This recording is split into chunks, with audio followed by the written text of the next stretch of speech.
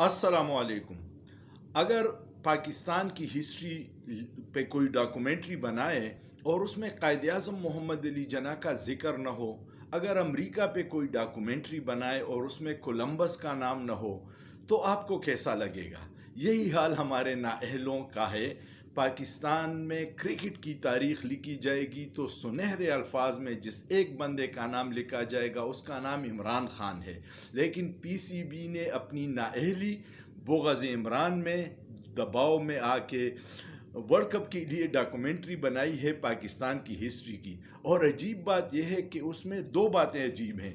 एक तो world cup की पूरी टीम को दिखाया गया है सिवाय इमरान खान के, इमरान खान को निकाल दिया, और भुट्टो साहब को दिखाया गया है। भुट्टो साहब का क्रिकेट से क्या लेना देना था। लेकिन मसला क्या है, इससे पहले जो चेयरमैन पीसीबी थे नजम सेठी साहब, वो शरीफ ख़ानदान का चहेता था। उनके लिए वो लिफाफा सहाफ़ी उसको कह दें मुबैना तौर पर, उनके गुण गाता था। उनको इनाम में ये सीट मिल गई। ज़का अशरफ साहब जो हैं, उनको अभी क्रिकेट से कोई लेना देना नहीं है। ये सिर्फ जरदारी साहब के ख़ास बंदे हैं, तो उनको पीसीबी का चेयरमैन लगा दिया। पहले इमरान खान के दौर में रमीज़ राजा था। रमीज़ राजा उस टीम का मेंबर था जिसने 92 में वर्ल्ड कप जीता था। लेकिन मुल्क कैसे तबाह होते हैं। रूस की मिसाल मैंने आपको दी थी कि जब रूस टूट गया था तो रूस का एक पावरफुल बंदा अमेरिका भाग गया था और वो CIA का एजेंट था।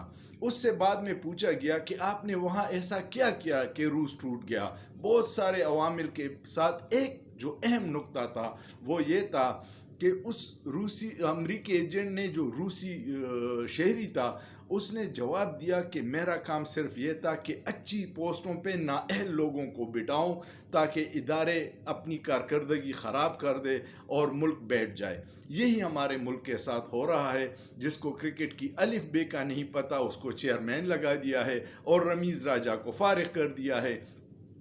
अगर आप मेरिट पे इदारों के सरबराहान मुकर्रर करेंगे तब इदारे बेहतर कारकर्दगी देंगे। और उसकी ज़िंदा मिसाल ये है कि ज़का अशरफ ने किसी को खुश करने के लिए क्रिकेट में भुट्टो को डाल दिया और इमरान खान को निकाल दिया।